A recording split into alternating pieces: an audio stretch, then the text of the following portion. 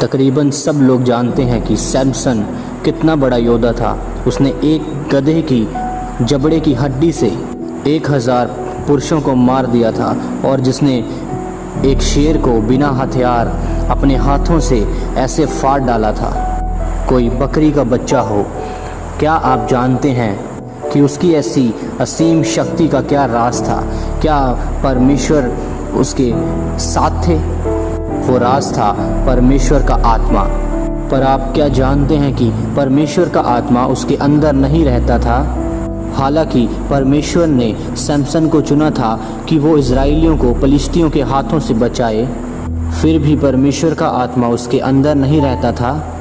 अगर आप बाइबल को ध्यान से पढ़ें तो परमेश्वर का आत्मा सैमसन पर कुछ समय के लिए उतरता था और फिर वापस चला जाता था। 14 अध्याय उसकी 5 आयत से हम पढ़ेंगे। तब शिमशोन अपने माता पिता के संग ले तिम्ना को चलकर तिम्ना की दाग की बारी के पास पहुंचा। वहां उसके सामने एक जवान सिंह गरजने लगा। तब यहोवा का आत्मा उस पर बल से उतरा, बल्कि उसके हाथ में कुछ न था तो भी उसने उसे ऐसा फाड़ डाला जैसे कोई बकरी का बच्चा फाड़े। अपना यह काम उसने अपने माता पिता को ना बतलाया। हालेलुया। फिर आगे, तब यहोवा का आत्मा उस पर बल से उतरा और उसने अश्लोक को जाकर वहाँ के 30 पुरुषों को मार डाला और उसका धन लूटकर 30 जोड़े कपड़े और पहेली के बताने वालों को दे दिया। तब उसका क्रोध भड़का और वह अपने पिता के घर चला गया। न्यायियों अध्याय 15 उसकी 14 आयत में लिखा, वह लही तक आ गया तो फिलिस्तीयों उसको देखकर ललकारने लगे। तब यहोवा का आत्मा उस पर बल से उतरा और उसकी बाहों की रस्सियां आग से जले हुए सन के समान हो गई और उसके हाथ के बंधन मानो गलकर टूट पड़े। तब उसको गधे की हड्डी की एक नई हड्डी मिली और उसके हाथ बांध बढ़ाकर उसे ले लिया और उससे उसने 1000 पुरुषों को मार डाला। इन सभी वचनों से परमेश्वर का आत्मा सैमसन पर उतरता था, पर हमेशा उसके साथ रहता नहीं था। न्यायियों अध्याय 3 उसकी 10वें आयत में लिखा, उसमें यहोवा का आत्मा समाया पर आया।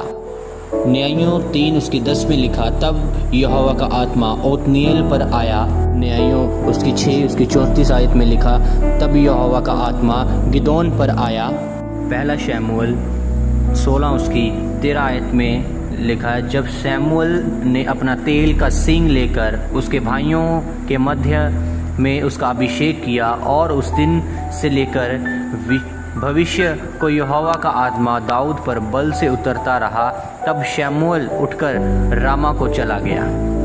पर अब ऐसा नहीं है। अब परमेश्वर का मंदिर हम हैं। अब परमेश्वर की वो हैकल जहाँ पर पवित्र आत्मा रहता है वो हम हैं।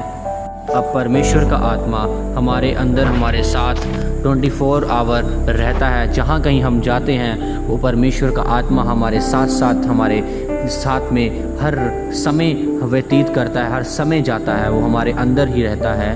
और पहले ऐसा नहीं था। पहले परमेश्वर मिलाप वाले तंबू में महायाजक से मिलने के लिए आता था और परमेश्वर उस तंबू में परमेश्वर इंसान को मिलने के लिए आता था, इसीलिए उसे मिलाप वाला तंबू बोला जाता था। निर्गमन अध्याय 33 उसकी 5 में, क्योंकि यहोवा ने मूसा से कह दिया था कि इजराइलियों को मेरा यह वचन सुना, तुम लोग तो हठीले हो, यदि मैं पल भर के लिए तुम्हारे बीच होकर चलूं तो तुम्हारा अंत कर डालूंगा। इसलिए अब अपने अपने गहने अपने अंगों से उतार दो कि मैं जानूं कि तुम्हारे साथ क्या करना चाहिए। फिर आगे निर्गमन 34 की 9 में, और उसने कहा, हे पर प्रभु, यदि तेरे अनुग्रह की दृष्टि मुझ पर हो तो प्रभु हम लोगों के बीच में होकर चलें। ये लोग हठीले तो हैं तो भी हमारे अधर्म और पाप को क्षमा कर और हमें अपना निज भाग मान के ग्रहण कर।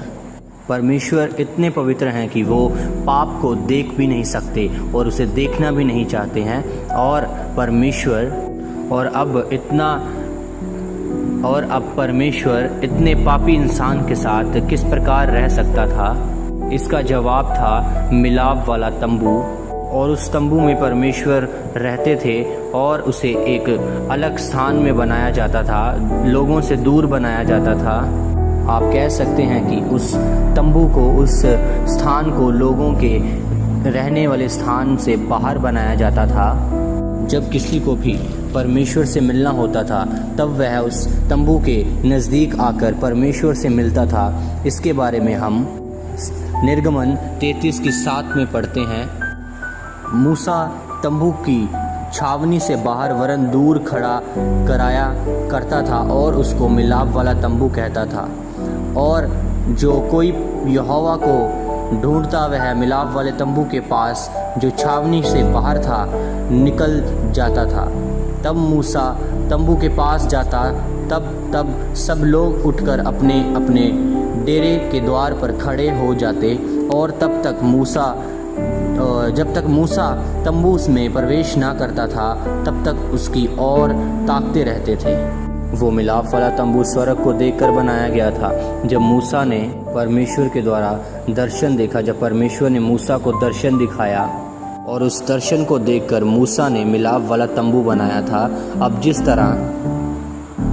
जिस प्रकार परमेश्वर उस मिलाप वाले तंबू में रहते थे, अब वो परमेश्वर हमारे अंदर रहते हैं। आने वाली वीडियोस में मैं आपको बताऊंगा कि इस धरती पर मनुष्य के रहने से पहले कौन रहता था और कैन को उसकी पत्नी किस प्रकार मिली और स्वर्ग कहाँ पर है, क्या कोई जहाज और वैज्ञानिकों द्वारा बनाया गया कोई भी रॉकेट स्वर्ग तक जा सकता है और स्वर्ग कितनी ऊंचाई पर है। और मैं आपको ये सब चीज़ें बाइबल के द्वारा बताऊंगा। और आप अगर हमारे चैनल को सपोर्ट करना चाहते हैं तो अपनी प्रार्थनाओं में हमें याद रखें। आप हमें लाइक और शेयर करके भी इस वीडियो के द्वारा हमें सपोर्ट कर सकते हैं। और परमेश्वर आपको आशीष दे।